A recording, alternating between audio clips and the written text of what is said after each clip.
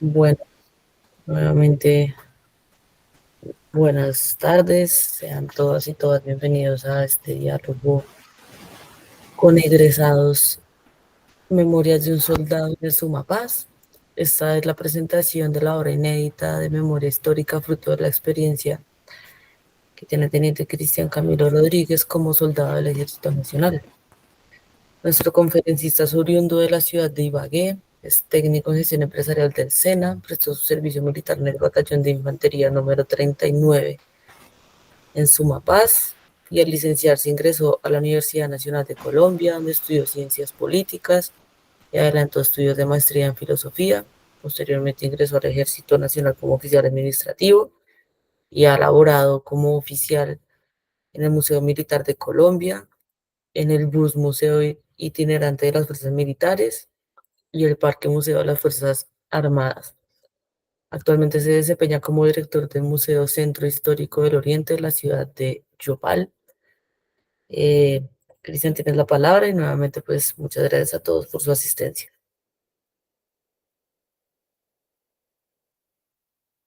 Tienes el micrófono apagado. Qué pena, pido disculpas. Muy buenas tardes para todos, el personal académico, estudiantil, administrativo que se encuentra el día de hoy. Como muy bien lo menciona nuestra moderadora, soy oriundo de la ciudad de Ibagué. En su momento tuve la oportunidad de prestar mi servicio militar en la región del Sumapaz, una región que históricamente pues ha estado marcada precisamente por esa situación de conflictos sociales y políticos y también militares, ¿cierto? En el marco precisamente de lo que ha acaecido en el conflicto armado. Eh, Tuve pues el honor también de realizar mi pregrado en la Universidad Nacional de Colombia, en la Facultad de Derecho y Ciencias Políticas, en el programa de ciencia política, ¿cierto? En el año 2009, 2013, estuve vinculado pues al programa. Eh, Tuve una serie de experiencias pues muy significativas en el marco pues de mi formación académica, que la verdad al día de hoy pues me siento muy agradecido, ¿sí? Me siento muy agradecido, afortunado y por qué no también bendecido por esa formación académica que recibí en la universidad. Y muy pocas universidades de pronto del país tienen ese nivel en cuanto a su planta docente, en cuanto a sus espacios, y por qué no en cuanto a su bienestar también. Yo en su momento fui beneficiario de algunos de esos programas de bienestar universitario y tuve la oportunidad también de desempeñarme en esos equipos de la dirección académica de la universidad, en los equipos de autoevaluación, acreditación, de todos aquellos programas de la educación superior y de las diferentes facultades. Entonces, pues, la verdad es que siempre ha sido un honor. Posteriormente estuve estudiando algunos semestres, 3 semestres, en la maestría en filosofía y con temas ya de vinculación laboral al ejército, pues digamos que suspendí el proyecto ahí. Entonces, pues digamos que mi formación académica siempre ha estado pues relacionada con la universidad. Eh, Unos diplomados en el campo con los conflictos armados, de la construcción de paz, la pedagogía, ¿sí? Y todo lo que tiene que ver actualmente pues, con los procesos de implementación, por ejemplo, con el programa que está dirigiendo el profesor Carlos Medina Gallego del departamento y que participo también activamente. Entonces, bueno, si ya más preámbulos, actualmente pues como politólogo me desempeño como oficial administrativo de nuestro glorioso Ejército Nacional. Ya llevo desde el año 2017 vinculado a esta gran institución, una institución bicentenaria, una institución que pues su historia está enlazada precisamente con el devenir histórico de nuestra nación. ¿Sí? Desde la época de Bolívar, ¿cierto? Desde la época de la gesta independentista, libertadora, pasando por diferentes conflictos, ¿cierto? Eh, la guerra del Perú, la guerra en Corea, todo el conflicto armado contemporáneo. Entonces, ahí me he desempeñado pues, en diferentes campos, en la parte, particularmente en la parte de los museos, y que es un escenario muy particular, que tiene que ver precisamente con ese abordaje de la cultura, con ese abordaje de la parte simbólica y con ese abordaje del componente educativo. Entonces, la verdad que ha sido una gran oportunidad a nivel personal, ¿sí? Un reto. Para nadie es un secreto que trabajar en una institución como el Ejército Nacional, pues demanda mucha dedicación, mucha disciplina y también mucho sacrificio.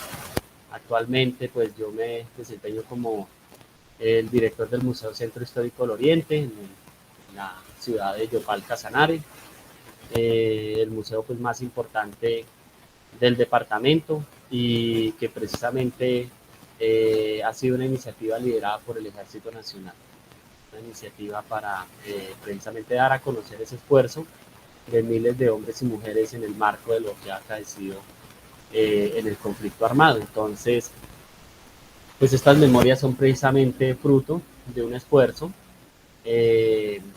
personal e intelectual para tratar precisamente de comprender y darle pues una visibilidad a esas experiencias.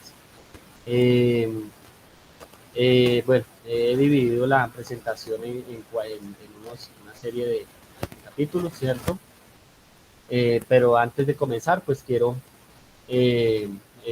repasar este poema, ¿cierto? Soldado, repasando tus heridas esquirlas del cuerpo, la mente, el semblante me intriga. ¿Qué sentiste al mirarle a los ojos, dispararle? ¿O cuando te miraba al dispararte la sombra enemiga? Soldado, valiente, sumiso, indeciso, te admiro, dueño del frente, creyente o remiso. ¿Dónde escondes la fatiga? Anocheciendo, amaneciendo, de vivir tantas vidas. Entonces, bueno, comienzo pues con ese, eh, con ese poema, ¿cierto? Que precisamente pues da cuenta de ese componente. eh, Perdón, ¿están viendo la presentación? Se fue por un momento, pero ya volvió también. No sé si los asistentes me confirman, es que tienes un pequeño ruido de fondo en el micrófono, pero no sé si me está afectando solo a mí.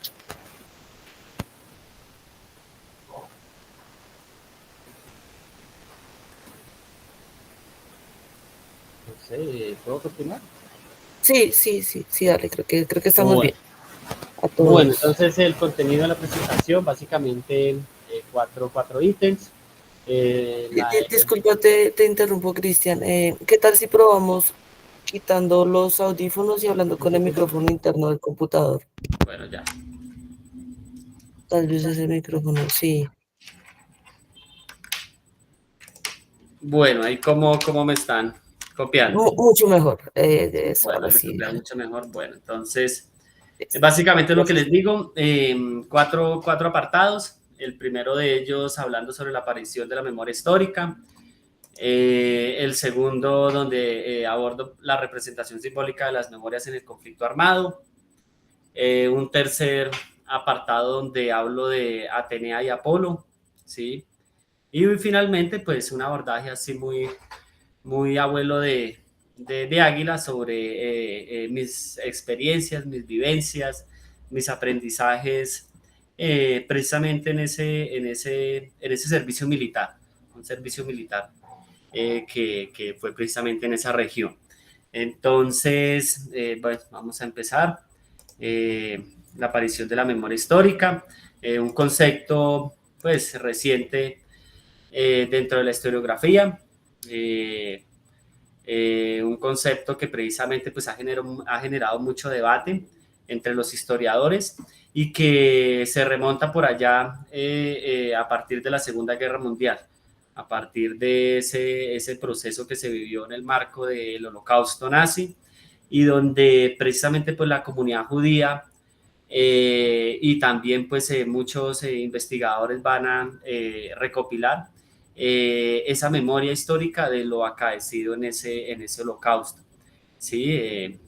Posteriormente pues también debemos mencionar esas transiciones de las dictaduras a democracia, mencionar el caso español, en el marco pues precisamente de esa dictadura franquista, el caso chileno, ¿sí? En el caso de la dictadura de Pinochet y en el caso pues también de Argentina, en el caso de la dictadura de Videla en su momento y pues los diferentes gobiernos militares que se dieron en su momento. Precisamente pues dictaduras que cometieron graves crímenes contra la humanidad, muchas víctimas que quedaron pues precisamente exigiendo verdad, exigiendo precisamente saber qué pasó con sus seres queridos. En el caso, por ejemplo, pues de estos países, la desaparición pues como un delito sistemático contra esas comunidades pues fue precisamente parte de esa lucha que motivó precisamente la reconstrucción de esa memoria o las memorias de esas comunidades afectadas, digamos, por esa violencia sociopolítica, ¿cierto? Mencionar también entonces esa transición ya en los momentos de las sociedades que se viven en contextos de conflicto armado o de guerra civil.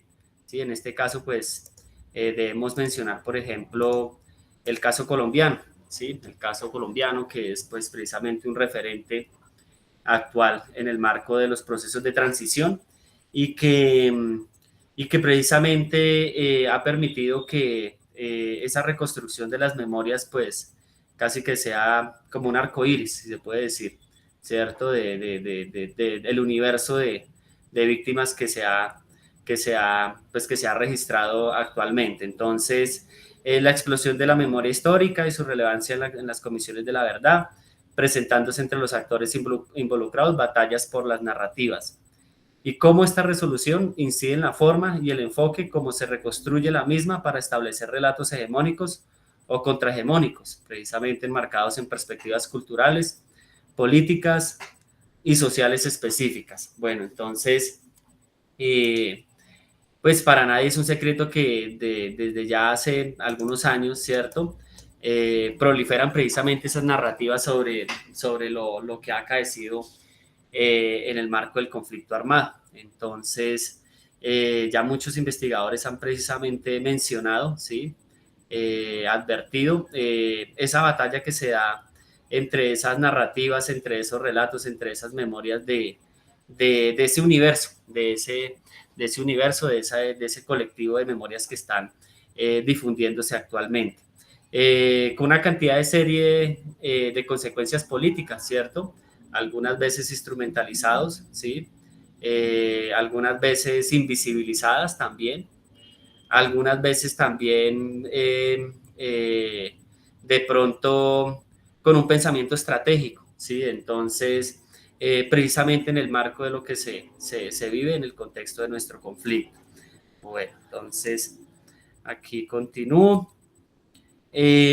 Importante mencionar, pues, ese marco normativo donde en el caso, pues, colombiano, está la ley 975 de 2005, esa ley de justicia y paz que va a precisamente permitir eh, esa, esos procesos de desmovilización de los grupos de autodefensa, ¿sí?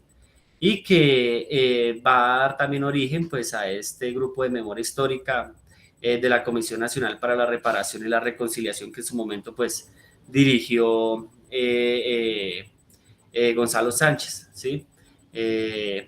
Mencionar también, por ejemplo, la ley 1408 de 2010, ¿cierto? Donde precisamente pues ya las víctimas, en el caso de la desaparición forzada, que es uno de esos crímenes de lesa humanidad pues más dolorosos en el marco de nuestro conflicto, y que en el caso colombiano pues deja más de 190.000 víctimas de desaparición, y cómo pues a partir de esa ley pues se crea el banco genético y todo el tema pues de las placas de conmemoración en homenaje a estas víctimas.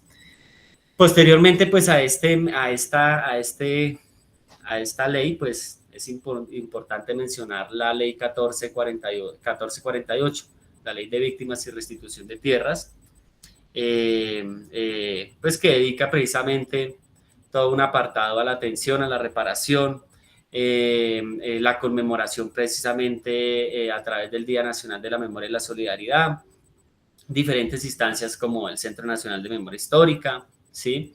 Y que pues que va a estar encargado precisamente de investigar los graves hechos acaecidos en el marco del conflicto.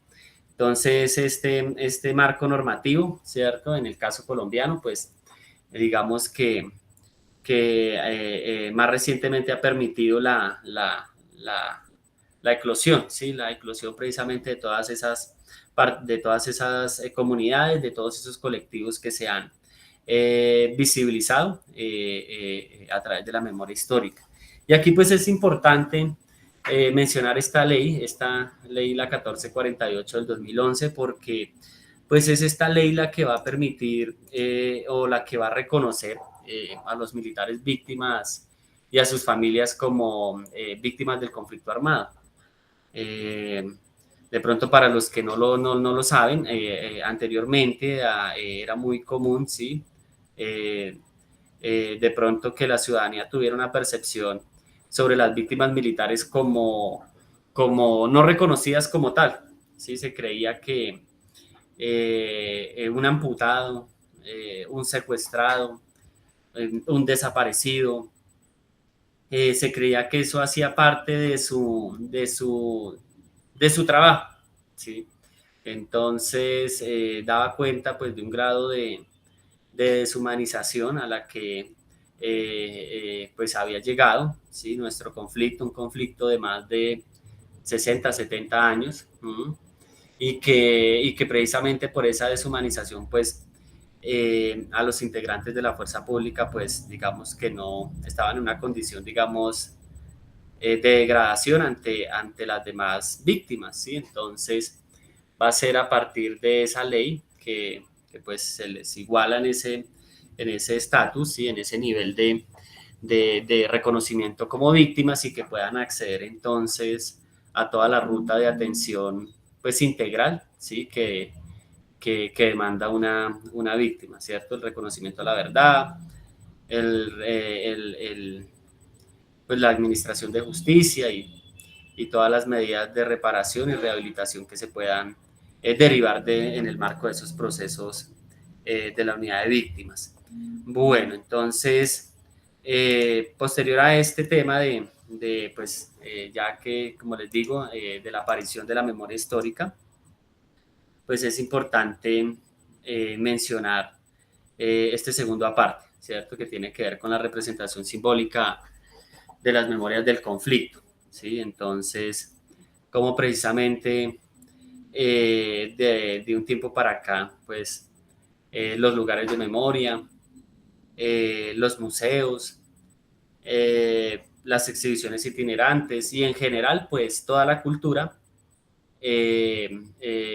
digamos, se ha enriquecido a través de una serie de propuestas que han sido lideradas pues, por todos estos colectivos y todas estas comunidades afectadas por la violencia, ¿cierto? Entonces, en el caso, pues, de los lugares de memoria, pues, espacios donde precisamente se enlaza esa recordación, esas experiencias de vida de los habitantes del territorio. Muchos de ellos, pues, tienen que ver con situaciones, pues, muy difíciles, muy duras, ¿sí? Muy lamentables en el marco del conflicto armado, ¿cierto? Por ejemplo, el tema de la masa del salado, ¿cierto? Que tiene que ver con todo este tema de las autodefensas, de la expansión paramilitar en el norte del país, todo el tema también, pues, de las víctimas, o en el caso, digamos, de la iglesia de Bellavista, que pues hace poco, hace más de un mes que se conmemoró precisamente esos 20 años de ese triste suceso, más de aproximadamente un centenar de víctimas, y cómo, por ejemplo, pues la iglesia de Bellavista se convierte en un lugar de memoria, de conmemoración, y también, por ejemplo, casos en el que particulares de la institucionalidad, como pues la sala de la memoria histórica del sargento primero Livio José Martínez, que el sargento primero pues ha sido catalogado como el secuestrado que mayor tiempo ha estado en cautiverio, y termina lastimosamente pereciendo en las selvas colombianas, ¿sí? Sin poder, pues, digamos, estar con su familia, con sus seres queridos, más de 14 años en esa condición, ¿cierto? Entonces, esa sala, pues, en el Museo Militar de la Candelaria de Bogotá, que, como les digo, pues es del ejército, hace precisamente una conmemoración a ese integrante y a todos los secuestrados, tanto de la fuerza pública como de la sociedad civil, ¿cierto? Cómo esa memoria histórica reconstruida y muy bien documentada, ¿cierto? Por ejemplo, desde la época del CINEP, ¿sí?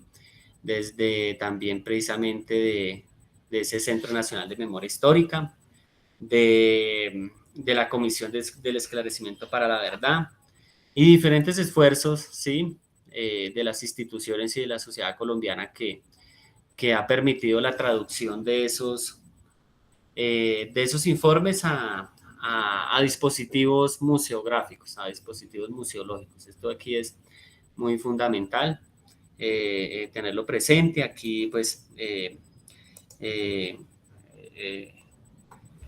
en el caso, digamos, de la ciencia política, ¿sí? Pues el papel que tenemos ahí, los politólogos en ese campo, ¿cierto?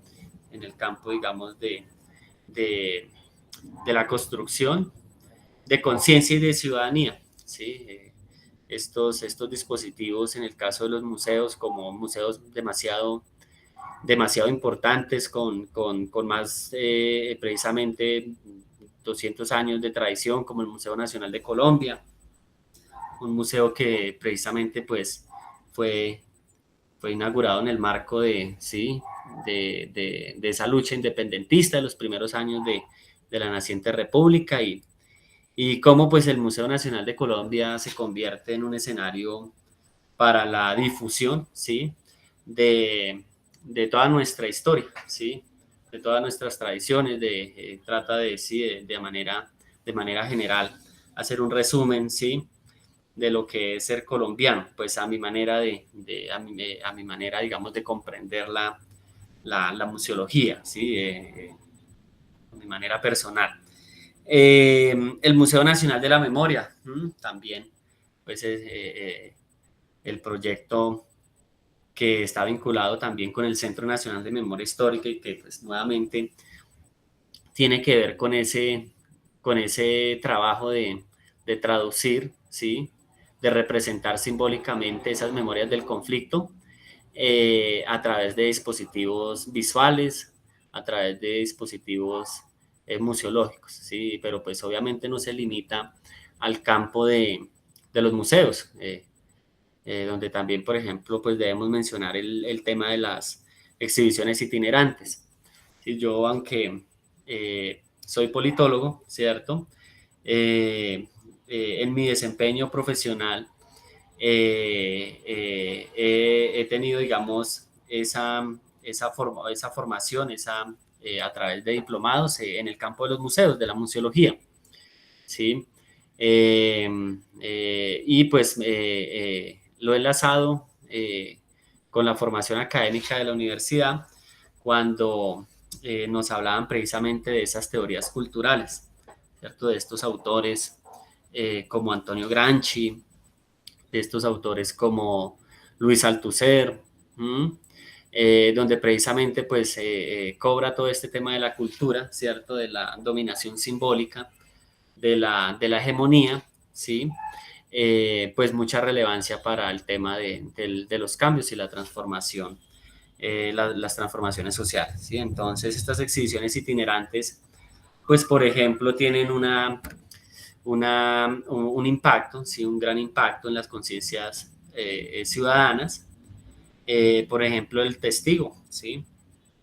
Testigo que en su momento pues tuve la oportunidad de visitarlo allá en el claustro de San Agustín y que a través de el dispositivo fotográfico documental, ¿sí?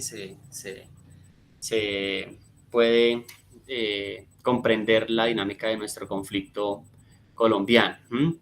La exposición Relicarios, ¿sí? Que también precisamente aborda este tema de la conflictividad a través de estos elementos, ¿sí? De recordación muy antiguos, ¿sí? De nuestras abuelas y que precisamente cuentan una historia. Entonces, como diferentes víctimas, ¿sí? Tanto de la sociedad civil como de la fuerza pública, ¿sí?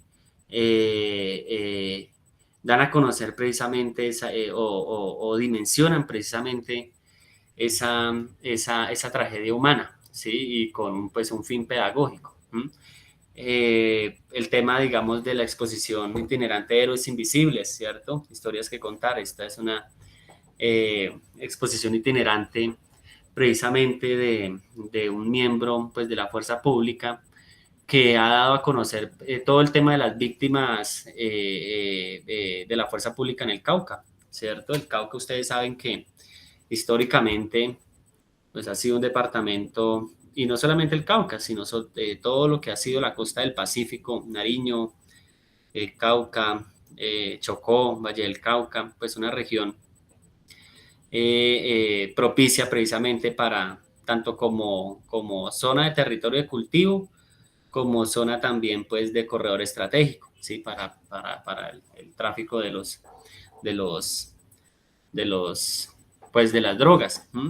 Entonces, en el caso del Cauca, ¿cierto? Pues cómo ese territorio ha sido victimizado, ¿sí? Ha sido pues afectado por el conflicto armado y que más recientemente pues a través de las noticias podemos dar cuenta de esa situación. Entonces, pues como estos integrantes a través de esta exposición itinerante pues generan esos ejercicios también de conciencia ciudadana, de sensibilización ante prácticas ilícitas en el marco de los conflictos armados, ¿cierto? Y pues visibilizando pues, nuevamente todo el tema del derecho internacional humanitario, que por más que se presente un conflicto entre diferentes actores, pues siempre debe mantenerse, ¿sí? Unas normas, unas reglas pues de mutuo respeto, ¿cierto? Entonces, y esto pues ya ha venido desde hace muchas décadas evolucionando a través de los diferentes convenios. Bueno, y al final pues todo el tema de la cultura, y aquí nuevamente, como les decía, ¿sí? Como a través de estos dispositivos, ¿cierto? Que pues desde la perspectiva de pronto cultural, los entendemos muchas veces como dispositivos de dominación, de reproducción, ¿cierto? De esa ideología, en el marco, pues, de esa confrontación, de esa lucha por la historia, ¿cierto? Y también por la memoria de lo que ha acaecido en el marco del conflicto. Bueno, no sé si alguien tenga una pregunta, vamos bien de tiempo, la presentación, no sé, quisiera de pronto escucharlos.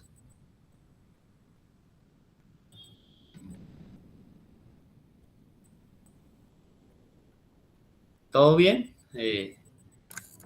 ¿Puedo continuar? Sí. Listo. Bueno, entonces eh, pasamos al tercer aspecto, ¿sí? Que ya es precisamente esa lucha entre Atenea y Apolo. En su momento lo había denominado la lucha entre Ares y Apolo. Sí, ustedes aquí ven precisamente dos dioses griegos. Eh, me terminé decantando pues por Atenea, de pronto para los que no saben. Para los griegos existía una diferenciación entre Atenea y Ares. Ares pues siempre se asocia, ¿cierto?, como el dios de la guerra, pero entonces ellos lo entendían más como un dios de la guerra brutal, sin razón, ¿sí?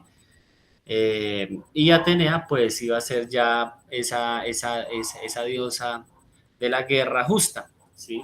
Esa diosa de la guerra justa. Entonces, una guerra así estratégica en ese sentido. Entonces, Apolo, eh, pues el dios de la cultura, de las musas, ¿cierto? De las nueve musas, y precisamente de ahí viene la palabra museo, de, de las musas de Apolo. Entonces, esa lucha, precisamente,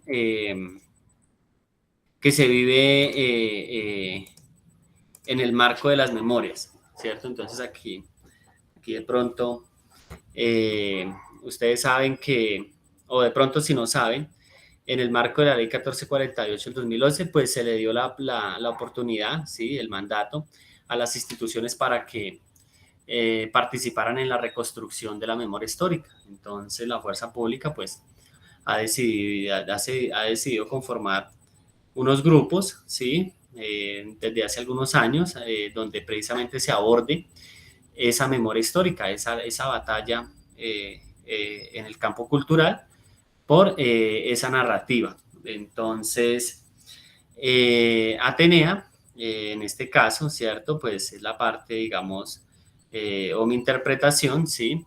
Es la parte, digamos, institucional, y Apolo, pues va a ser en este caso la cultura, ¿sí? La cultura en general, ¿sí? ¿Qué ha pasado? Entonces, en esta construcción de la memoria histórica, la institucionalidad percibió que la construcción de memoria histórica no estaba siendo, pues digamos, eh, eh, justicia, ¿sí? Con la parte de la fuerza pública. Entonces, pero ustedes dirán, bueno, pero ¿cómo así? Que los integrantes de la fuerza pública entran a participar ahí, y las instituciones.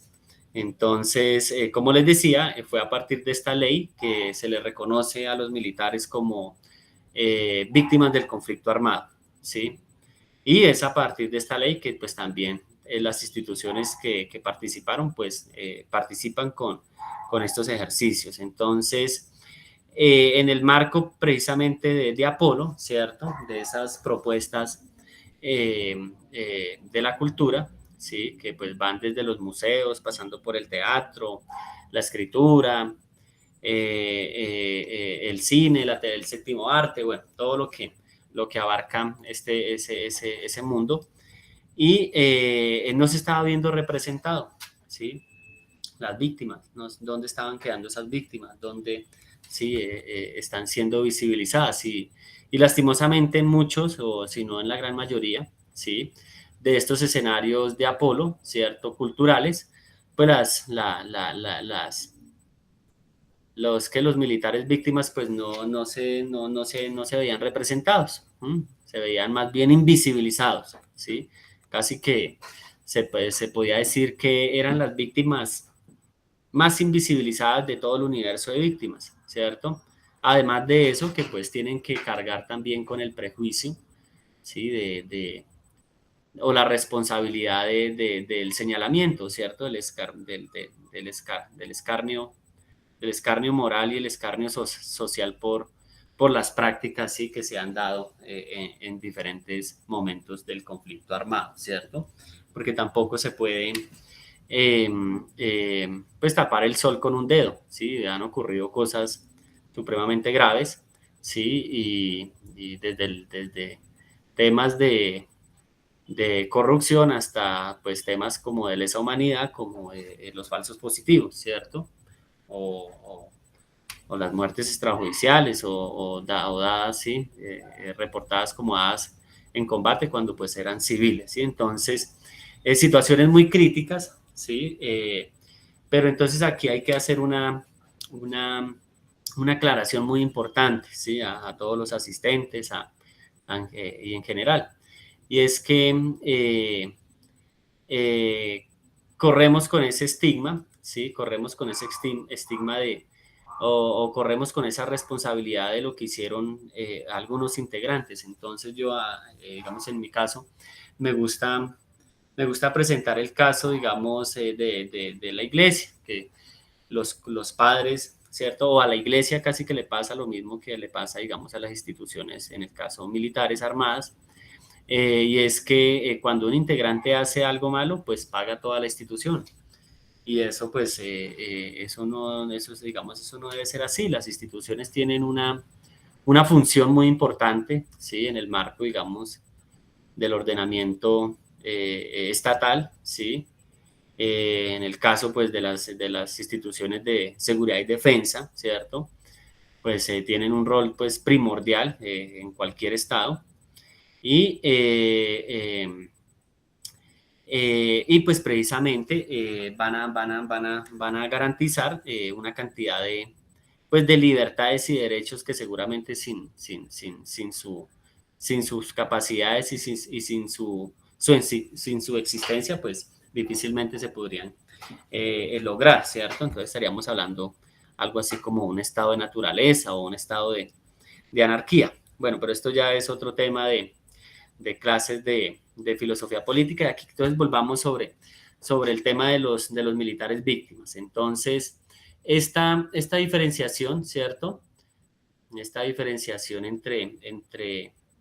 o esa deshumanización, ¿sí? Entonces hizo que la comunidad militar participara a través de estas propuestas en el campo de la cultura, ¿sí? Entonces, como les digo, a veces es injusto, ¿sí? Que entonces se señale, ¿sí? Se señale a la institución por lo que hizo fulanito de tal, sutanito, y que cada uno, digamos, en el marco, pues, del honor, ¿sí? De la responsabilidad, sabemos qué es lo bueno y qué es lo malo, ¿sí? Y en el marco, por ejemplo, de lo que se ha jurado defender, pues es precisamente esos principios constitucionales, ¿sí? La libertad, la soberanía, la integridad, los derechos, las libertades del pueblo colombiano y lo que se haya, digamos, el que haya actuado en contra o por fuera del marco pues de ese mandato, pues está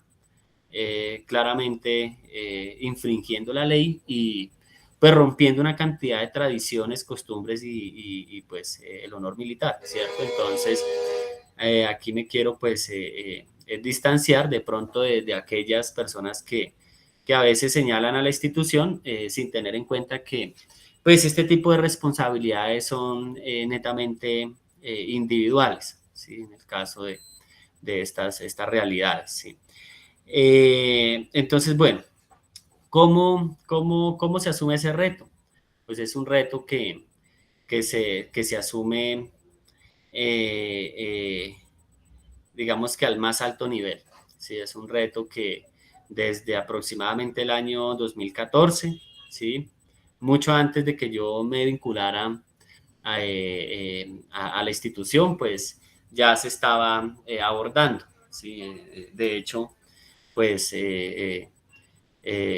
la vinculación al Ejército Nacional se da precisamente por esa realidad, ¿sí? Por esa realidad en el marco del proceso de transición, de diálogos de paz, y cómo la institucionalidad pues tiene entonces que vincular profesionales de las ciencias sociales, ¿sí? En el campo de las humanidades, antropólogos, sociólogos, psicólogos, internacionalistas, y bueno, y pues politólogo, ¿sí? Actualmente pues yo soy el único politólogo, digamos, que oficial del ejército, ¿sí? Y pues eso me ha permitido trabajar en una serie, digamos, de instancias, de momentos relacionados con todo este tema de la cultura. Entonces ese reto pues se asume de manera profesional, ¿sí? Y de manera propositiva, ¿sí? Entendiendo que no podemos ser reactivos en esas propuestas de memoria histórica, ¿sí? Sino todo lo contrario, tenemos que ser dialogantes y muy propositivos, pero también muy firmes, también con mucho criterio para de pronto no permitir que se mancille ese honor, ¿sí? A veces se mancilla el honor por desconocimiento, se mancilla al soldado, se mancilla, ¿sí? La institución, de pronto por un desconocimiento abierto de la misionalidad y de pronto por esa diferenciación que les acabo de mencionar entre lo bueno y lo malo y entre el mandato que cada uno de nosotros en su momento pues tenemos. Se participa, ¿sí? Con precisamente las herramientas, ¿sí? Estamos hablando que son dos dioses griegos, el uno, el dios o pues la diosa de la guerra, ¿sí? Que pues obviamente tiene la de la guerra justa, que tiene sus instrumentos, ¿sí? ¿Y cómo lo veo yo? Entonces, tiene que aprender, ¿sí? Ha tenido que aprender, ha tenido que sobre la marcha, ¿sí? En caliente, como decimos coloquialmente, maniobrar, ¿sí? En este escenario, ¿sí? Como les digo, pues ha sido gracias a esa participación activa de diferentes integrantes, tanto uniformados como integrantes académicos civiles, instituciones que también se han unido, ¿sí? Para la reconstrucción de esa memoria histórica. No se puede participar, digamos, ¿sí? Como pasó, digamos, en esa disputa, en el caso, por ejemplo, argentino-chileno, donde va a ser precisamente ya no una Atenea, sino ahí sí ya un Ares, ¿cierto? Un dios de la guerra brutal que va a exterminar, ¿sí? Pues a Apolo, ¿sí? A los instrumentos de Apolo, a las musas de Apolo, y que pues generó una serie pues de atrocidades y de exilios de gente y de intelectuales y académicos y escritores pues, de talla mundial, muy importantes, ¿sí? Entonces, en el caso colombiano, pues es claro que eso no, nunca va a ocurrir, ¿sí? Eso no como les digo, son casos, son realidades completamente diferentes y que en el marco, pues, del caso colombiano, esa construcción de la memoria histórica ha permitido, ¿sí? Que las instituciones o los actores armados pues participen también con su memoria histórica. Como les digo, a través de estos lugares de memoria, ¿sí? A través de estos dispositivos como los museos, a través de la doctrina, a través de componentes muy importantes como la acción integral, que es una de esas capacidades de la institucionalidad, de la fuerza pública, donde se puede llegar a esa ciudadanía más apartada del país. A mí me gusta decir que trabajo en la institución, en la empresa más grande y más importante del país, en la única empresa que, digamos, puede llegar a cualquier parte del país a cualquier hora, ¿sí? En cualquier condición, porque pues no hay ningún, digamos, vedo, ¿sí? O ninguna limitación para ello, ¿sí? Pues aparte pues de las condiciones políticas, pues en teoría pues una institución armada, militar, pues puede llegar, sí, a cualquier parte del país. Entonces, es precisamente eso, cómo a través de la acción integral se llevan servicios médicos, se llevan campañas pedagógicas, se llevan servicios de asistencia pues, a la población en diferentes campos, agropecuario, veterinario, servicios psicológicos, servicios odontológicos, ¿sí? Entonces, pues, toda una capacidad que tiene precisamente Atenea y que genera ese acercamiento, ¿sí? Entonces, como les digo, visibilizar, dignificar, todo ese sacrificio de pronto de miles de hombres, ¿sí? De mujeres que lo han entregado todo por el país y que de pronto en el marco de esas estrategias, ¿sí? De esa disputa, en el escenario de Apolo, pues no ha quedado, no ha quedado, digamos, bien mostrado, ¿sí? Bien parado, bien representado, ¿cierto? Entonces estamos hablando de que se afecta la legitimidad, ese término que de pronto nosotros los politólogos pues abordamos constantemente, ¿cierto? La legitimidad y que precisamente se pierde, ¿sí? En el marco pues de esas estrategias o de esa lucha por lo acaecido en el conflicto armado, ¿sí? Apolo pues con su, con sus instrumentos, ¿cierto? Ahí ustedes lo ven pues con el arpa. Y yo soy un creyente de los que pues Atenea tiene que tocar el arpa como Apolo, o sea, utilizar los mismos instrumentos, ¿sí? De manera propositiva en el campo cultural para mantener, sí, pues, o visibilizar y difundir, dar a conocer todos estos militares víctimas y sus familias, porque pues es importante mencionar que no solamente son ellos, sino también esos hijos, esas madres, esos padres, ¿sí? Esas esposas, ¿sí? Que quedan en muchos casos pues también afectados como víctimas tanto directas como indirectas. Entonces, bueno, aquí eh, puedo decir que es lo que quiero dar a entender, ¿sí? En esa lucha entre Atenea y Apolo, ¿sí? Que se vive constantemente, ¿sí? Que no solamente se vive en el caso colombiano, sino que constantemente se vive en estos países donde se ha visto procesos de comisión del esclarecimiento de la verdad, informes de la verdad, ¿sí? Y que constantemente pues está esta disputa por la memoria y por lo acaecido, ¿sí? Eh, continuamos aquí ya, pasamos entonces a las memorias de un soldado en el Sumapaz, ¿cierto?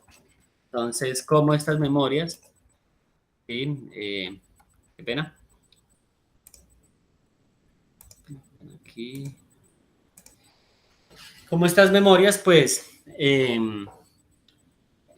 son parte precisamente pues de una iniciativa personal de reconstruir ese proceso, ¿sí? Que me tocó a mí vivir entre los años 2007 y 2009 en el páramo del Sumapaz, una región pues que como les digo, en su momento pues fue controlada por Romaña, ¿sí? Un corredor que no solamente movía armamento, intendencia, sino que también por esa ruta del Sumapaz, pues se movían muchos secuestros, muchas extorsiones, muchos crímenes que es hasta el mismo boleteo, ¿sí? De diferentes integrantes de la ciudadanía, comerciantes, profesionales, secuestrados de pues, agricultores, ganaderos.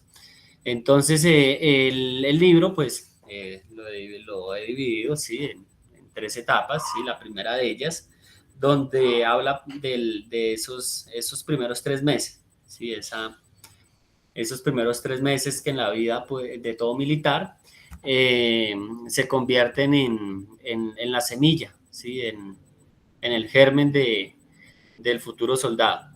Son esos 3 meses donde pues se aprende una serie de tácticas, de procedimientos, de maniobras, de doctrina, y que pues a medida de lo que se va presentando en el terreno, en el área de operaciones, pues van siendo utilizadas, ¿sí? Entonces, como les digo, temas de derechos humanos, derecho internacional humanitario, la constitución política, todo el tema de los grados y las insignias, todo el tema también de la historia militar, y pues los ejercicios prácticos en el terreno. Esto aquí pues es la etapa más compleja para todo soldado que inicia su vida.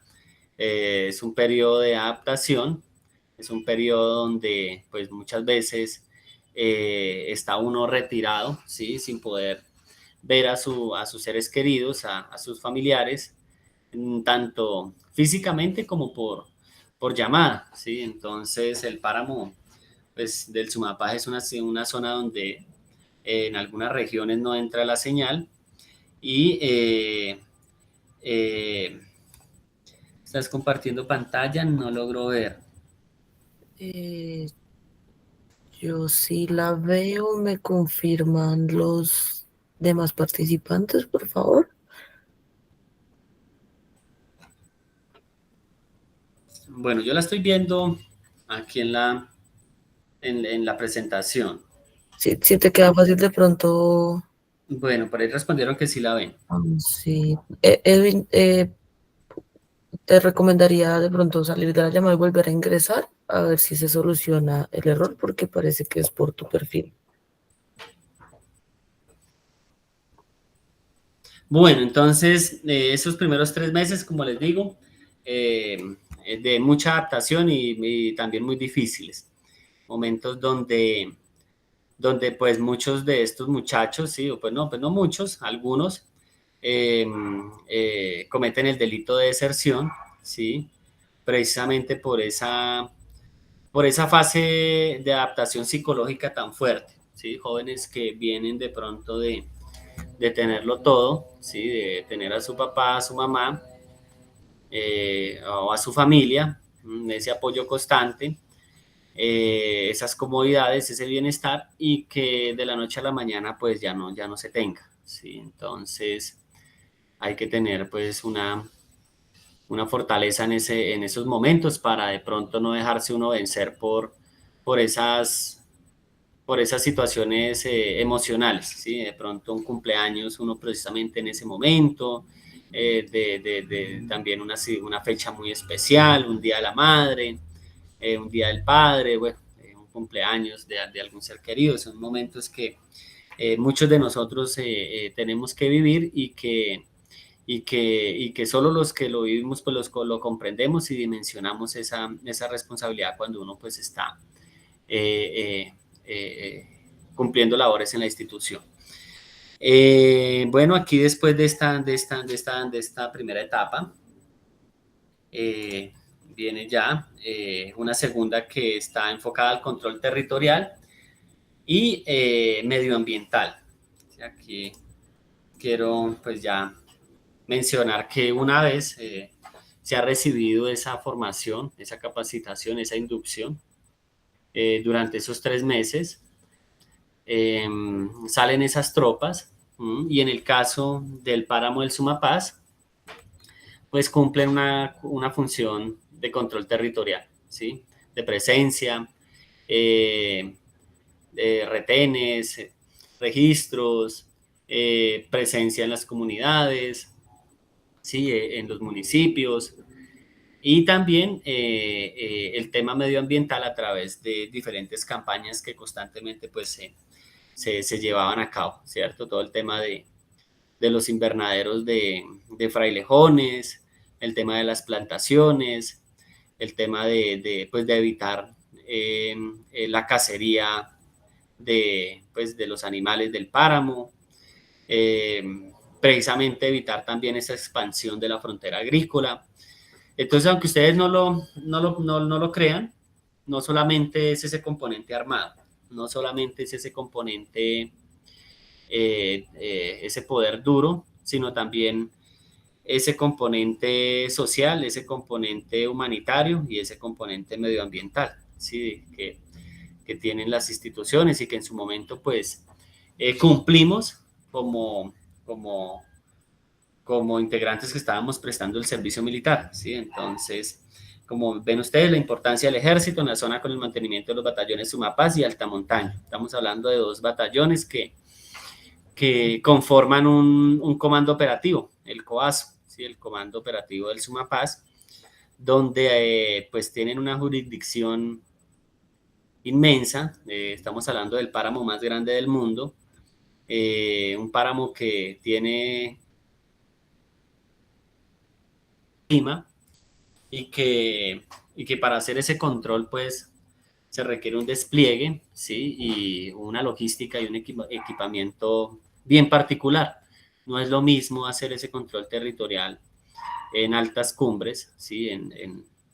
Pues en esta parte de las cordilleras, a de pronto hacer un control territorial en la sabana, digamos, hacer ese control, por ejemplo, en las sabanas de Arauca, en las sabanas del Casanare, donde ya, digamos, es completamente diferente la táctica, la maniobra, el procedimiento y el equipamiento. ¿Sí? Estamos hablando de terrenos que hacen que el control territorial sea muy diferente.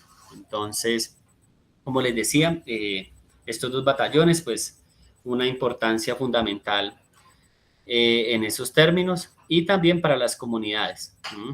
Mucho apoyo que en su momento se les dio a través de las jornadas de acción integral, como les decía, llevando toda esa cantidad de servicios y esa gratitud que uno se podía llevar como soldado al ver que ese campesino podía acceder a una cantidad de servicios que pues difícilmente los encontraba en su municipio, ¿sí? En su localidad. ¿Sí? Es gracias o era gracias a esta logística de la institución que se podía llegar a esas partes más apartadas del páramo. Bueno, el tema de la educación medioambiental para prevenir todo el tema de la expansión a través de los cultivos y las economías ilegales, ¿cierto? Todo el tema de la minería, todo el tema también pues del recurso maderable y que también pues es una práctica y una problemática que se vive en los páramos. Entonces de ahí la importancia, ¿sí? de esa presencia, ¿sí? De esa presencia constante y permanente en estas regiones. Bueno, posterior a este capítulo, ¿cierto? Venimos a este otro que pues lo llamo yo patrullando por el Sumapaz, un capítulo donde ya hemos salido de esa parte de pronto de la base de Santa Rosa, una base que está aproximadamente a unas 2 horas de Bogotá, saliendo por la vía de Usme hacia el páramo. Ese control territorial que habíamos hecho allá, ese control medioambiental, pues fue durante aproximadamente unos 6 meses. Y ya, una vez finalizado ahí ese tiempo, pues salimos a recorrer toda la zona del Sumapaz.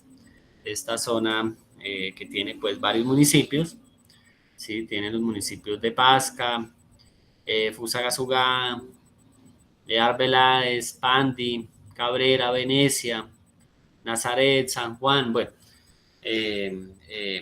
una región también, una provincia muy rica en términos agrícolas y en la cual tuvimos que estar haciendo control territorial en cada uno de estos municipios. Ahí como ustedes lo pueden ver, los caminos se convertían en empalizadas como hechas en la época de la colonia que serpentaban la cordillera y que para transitarlas implicaba un gran esfuerzo para los soldados. Eran montañas repletas de vegetación de clima frío y la sensación que se percibía era la de estar en medio de un viaje de Humboldt al interior de lo desconocido. Helechos, arbustos, palmas, pájaros, colibríes y mariposas de todos los tamaños que se escabullían en lo profundo de las montañas.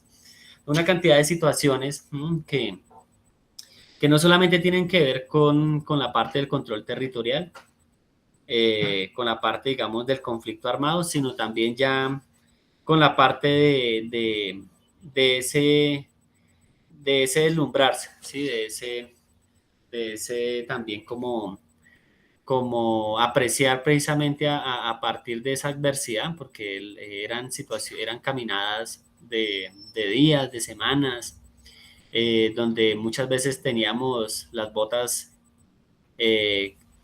totalmente embarradas, ¿sí? Llenas de lodo, con el camuflado también vuelto pues completamente sucio hasta las rodillas. Eh, pero a pesar de esas adversidades, uno podía apreciar una cantidad de riqueza ecosistémica pues única. Entonces, de ahí también esa importancia de pronto que o una de esas capacidades, una de esas potencialidades actuales que tiene la institucionalidad y es precisamente todo el conocimiento a través de la presencia de las unidades en el territorio, ese conocimiento ecosistémico, ¿sí? Obviamente, pues, estamos hablando, pues, de una cantidad de recursos biológicos, de una cantidad de recursos ecosistémicos que, digamos, los primeros que están llamados a protegerlos, pues es precisamente para conservarlos, para resguardarlos, va a ser precisamente, pues, la institución, en este caso, pues, la fuerza pública, ¿sí? De la mano con todo el componente de parques nacionales y de las corporaciones regionales. Entonces, en esas situaciones, sí, a través de pasar por los diferentes paisajes, sí, pues estamos hablando de que una cosa es estar allá en Pandi, ¿cierto? De pronto un clima de tierra caliente, San Bernardo, Arbeláez, y otra cosa era ya estar, por ejemplo, en Cabrera, ¿sí? Otra cosa era, por ejemplo, estar en Pasca, ¿sí? Donde ya usted ya no veía las naranjas, ya no veía usted las mandarinas, ya no veía toda esta cantidad de frutas, de frutales de tierra templada y de tierra caliente, sino que ya estábamos hablando de otra clase de productos, ¿sí? Entonces, esa relación que se tenía precisamente con los campesinos, con esas comunidades de la región, donde muchas veces se les ayudaba hasta para sacar sus cargas, estaban caminos empalizadas que quedaban completamente destruidas, y era la mano del soldado, la mano de obra del soldado que podía hacer que saliera avante en la entrega de muchas de esas cargas, ¿sí? En épocas de invierno, son regiones que sufren por los malos caminos, por las malas vías. Entonces, ese papel también es fundamental y ahí pues también menciono ese aspecto. Y ya estamos hablando entonces de que pues les agradezco precisamente por esa atención prestada en el marco de este diálogo, de este conversatorio, de este diálogo de egresados. Como les digo, para mí ha sido un honor, un orgullo ser egresado pues, de la carrera de ciencia política,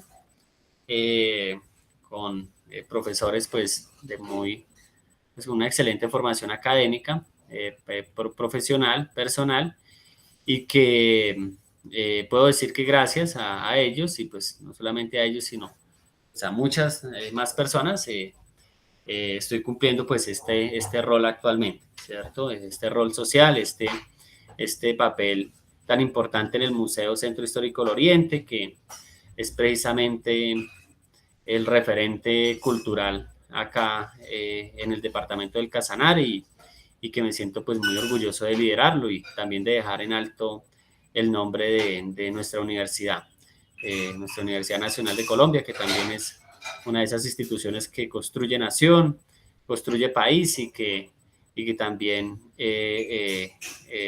pues lo da todo por este país. Entonces, pues muchas gracias. No sé si alguien de pronto quiera alguna pregunta, no sé, la moderación, Muchísimas gracias, Cristian, por este espacio. Edwin, Harold, si tienen alguna duda o desean hacer alguna intervención, tienen el micrófono disponible para ello.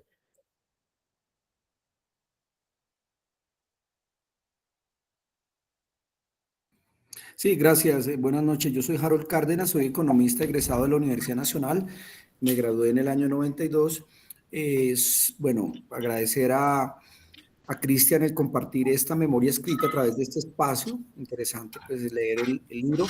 La pregunta es, ¿cómo ve y dentro de este nuevo entorno de un proceso de paz que está inmerso el país, esa relación universidad, fuerzas militares y de policía? Es decir, ¿qué perspectiva ve de cómo estas entidades tan importantes como es la misma universidad, tanto privada como pública, y una universidad como la Universidad Nacional que está en todo el país, en su interrelacionamiento en cuanto al cumplimiento de su misión allí en el territorio? ¿Cree que tiene una perspectiva de futuro, de que trabajen de la mano, o que seguiremos cada uno trabajando por su cauce, y cómo ve esa perspectiva dentro de este nuevo proceso de paz? Bueno, Harold, como tú lo mencionas, yo creo que hay mucha potencialidad en el marco de, de lo que se viene a futuro, ¿sí? Tenemos precisamente una articulación desde hace algunos años con varias universidades y me gustaría mencionar precisamente una articulación, una vinculación que se ha tenido con la Universidad Nacional, ¿sí? Desde esos convenios eh, entre ambas instituciones, ¿sí? Convenios académicos precisamente para desarrollar algunas investigaciones y algunas capacidades digamos, de nivel estratégico que tiene el país. La Fuerza Aérea, nuestra Armada Nacional, el Ejército Nacional, particularmente con el componente de ingenieros militares, en su momento con el profesor Alexis de Grave, se abordó ese componente, ese aporte que han tenido los ingenieros militares en las vías de nuestro país, ¿sí? En ese desarrollo para las regiones más apartadas. Entonces, la verdad es que hay mucho potencial.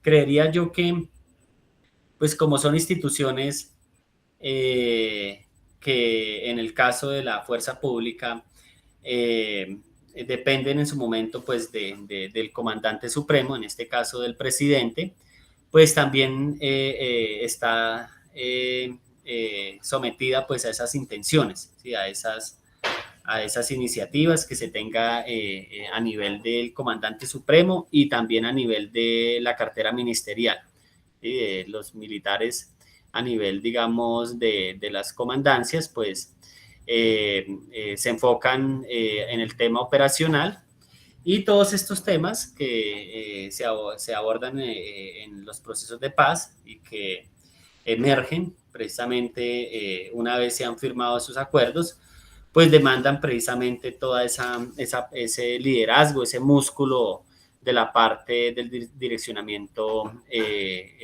civil del sector defensa. Entonces, muchas potencialidades, por ejemplo, en el campo humanitario, ¿sí? Con los componentes de las diferentes fuerzas, ¿sí? En regiones muy apartadas como La Guajira, como el Chocó, regiones pues también precisamente de esas comunidades indígenas donde son estas instituciones las que pueden llevar una cantidad de servicios que no tienen.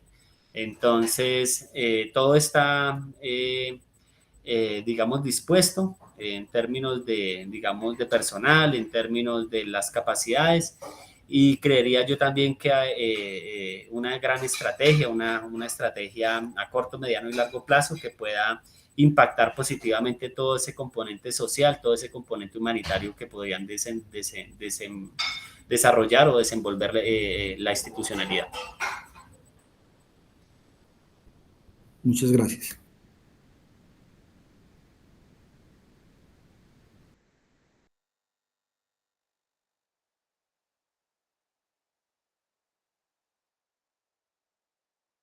Estoy mirando que, bueno, que hicieron falta algunas imágenes, sí. Bueno, las imágenes, sí, tienes toda la razón, de esos espacios donde se hizo ese patrullaje, porque son tropas de infantería, tropas que están hoy en este sector y el día de mañana amanecen en otra vereda, ¿sí? O fácilmente en otro municipio. Entonces, pues en el año 2007, 2009 ya sí había bastante tecnología, pero en el marco pues de la presentación no quise saturarlos con mucha información ni con mucho contenido. Creo que esa fue una de las enseñanzas que me quedó, pero entonces sí, tienen toda la razón. Una imagen habla más que mil palabras. Y en el caso del Sumapas, pues de pronto al momento del inicio, ¿cierto? Está esta imagen, no sé si la ven, si la están viendo, cierto, precisamente de ese territorio. Ahí ustedes ven eh, la laguna de los Tunjos, que es precisamente un embalse de acá de la ciudad de Bogotá. Esta laguna de los Tunjos es una laguna muy importante para los muiscas, una laguna donde pues una cacica, en la tradición de ellos, decide suicidarse, y un sitio donde pues las comunidades indígenas hacían sus ofrendas, ¿sí? Muchas de esas historias del Dorado, ¿sí? La leyenda del Dorado, de los Tunjos, precisamente, pues han sido retratadas o han sido narradas o escritas en estos territorios, ¿sí? En las lagunas del Sumapaz. Imágenes como estas, pues sí, tengo otras, pero como les digo, pues no quise saturarlos con mucho contenido y bueno, ahí sí pido disculpas de pronto por esa falta.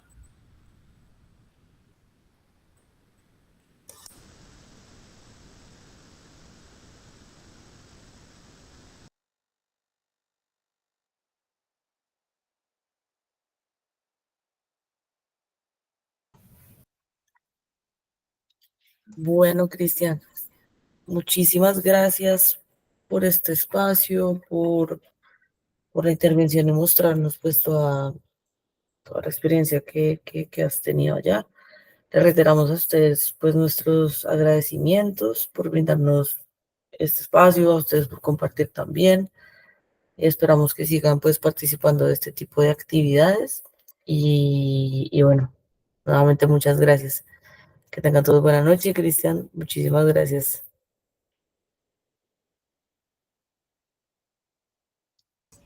Muchas gracias. Una feliz noche para todos. Chao, chao. Descansen, chao.